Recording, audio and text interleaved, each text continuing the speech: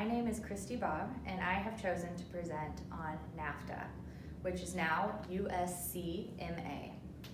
Many of us have heard of NAFTA, especially due to how much it has been in the news recently. But for those of you that don't know, NAFTA is the North America Free Trade Agreement, and it allows for greater trade opportunities between Canada, the United States, and Mexico. The first thoughts of such an agreement began with Ronald Reagan back in 1984. But the pact between the three countries and the NAFTA that we know didn't take effect until 1994.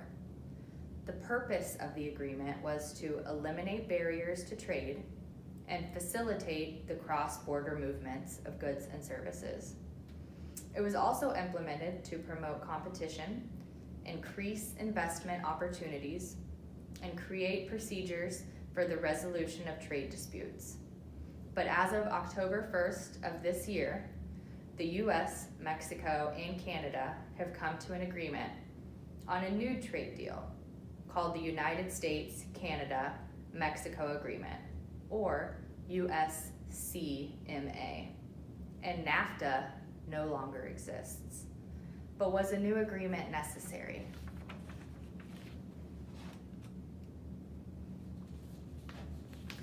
The issue with the new trade agreement is the way that our president went about it. He has been threatening to completely pull out of the agreement unless changes were made. Trump blamed NAFTA for America's job loss and has stated that Canada has taken advantage of our country for too long. But were the changes really needed, and are they going to be effective? And if both of the answers to these questions are yes, what will the implications be of the New Deal and the way our president treated our neighboring countries' leaders?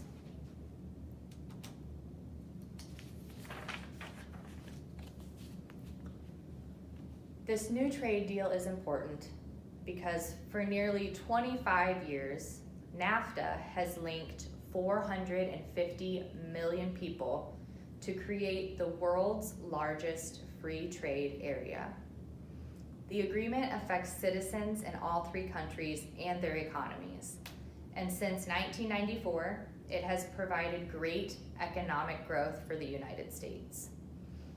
Making changes to what seems to be a successful arrangement can be dangerous, and we risk creating hostility by forcing the other two countries to revise the agreement.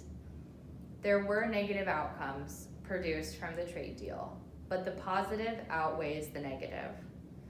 Many cry out that NAFTA is to blame for the manufacturing industry's job loss in the United States, which is true, but 5 million jobs were also created because of the deal.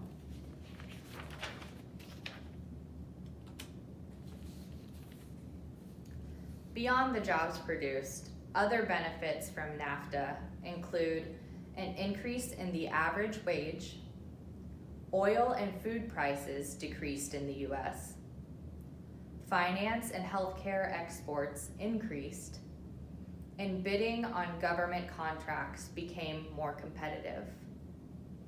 The costs to society include the loss of US manufacturing industry jobs in some states, and because of this, the remaining US factories were able to suppress wages due to lack of competition. Also, because US food costs lowered, Mexican farmers, many of them went out of business. Other Mexican businesses were lost as well, while their oil shale fields were exploited and therefore their environment deteriorated. This caused many jobless Mexicans to cross the border illegally into America. But as we go down the list of cons and costs to society, the country that seems to be missing is Canada. So does this mean that the trade deal was unfairly tipped in Canada's favor?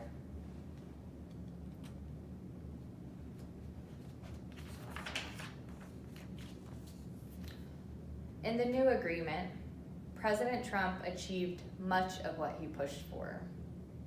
Canada will open up their dairy market to allow for more United States dairy, poultry, and eggs, and agreed to end a system that had kept the price of milk products low. In return, the U.S. will allow more Canadian dairy, peanuts, peanut products, and a limited amount of sugar. The New Deal also affects car manufacturing. It requires that 75% of parts must be made in Canada, the United States, or Mexico, which is about 12% higher than the previous deal. This was done in hopes of bringing some of those manufacturing jobs back home. The United States had wanted to include in the new agreement a clause that would end the United States-Canada-Mexico agreement after 5 years unless all 3 countries agreed to renew it. Instead, they agreed to keep the new pact for 16 years unless all 3 countries agreed to extend it. But the countries will be required to meet every 6 years to decide whether or not to extend it past those 16 years.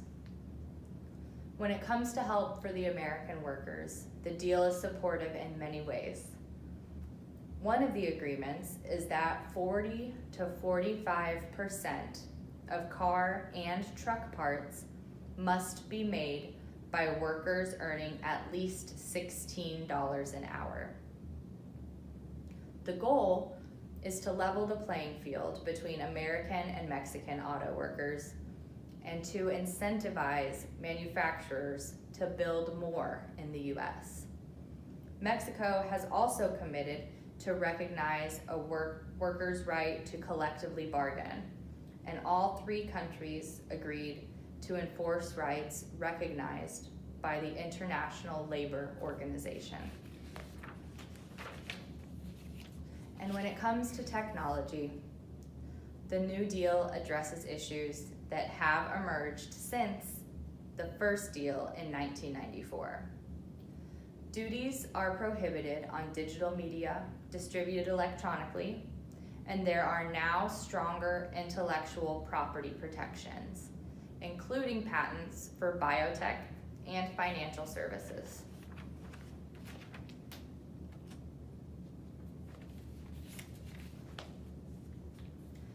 Since a new agreement was just reached, it is yet to be seen how effective the new agreement will be.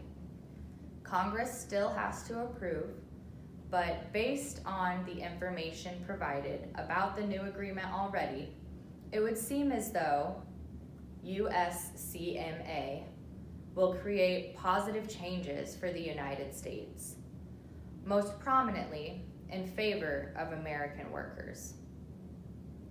And it was time for updates to NAFTA because it needed to reflect changes in the world economy. One example being that the digital economy had just begun when the first agreement was reached. I have made a few predictions of the short and long-term effects of the new agreement. In the short term, I believe there will be greater competition in dairy markets in the US and Canada due to the opening of the market. There will be an increase in manufacturing jobs in the US, possibly in all 3 countries, and there will be better working conditions and wages for employees in Mexico. Also, due to the increased protection on digital media, there will be a reduction in digital criminal activity. For the long term, I believe that due to our president's behavior and forceful tactics, fewer countries will want to trade with us. And quite possibly, our relationship with Canada has been damaged beyond repair. However, we will see unemployment lower and an increase in U.S. dairy supply. and probably a decrease in Canadian dairy supply. This deal could cause many dairy farmers to go out of business. And due to the frequency with which the countries are required to meet, we will likely see more changes to the trade deals more often. But it will allow for the deal to continue to change with the times. The new trade deal seems as though it will positively affect the US economy. But the way President Trump acted seems wrong, and it will likely affect our ability to make trade deals in the future. So yes, it was time for a new trade deal, and yes, the changes will be effective. So goodbye to NAFTA, and hello to USCMA.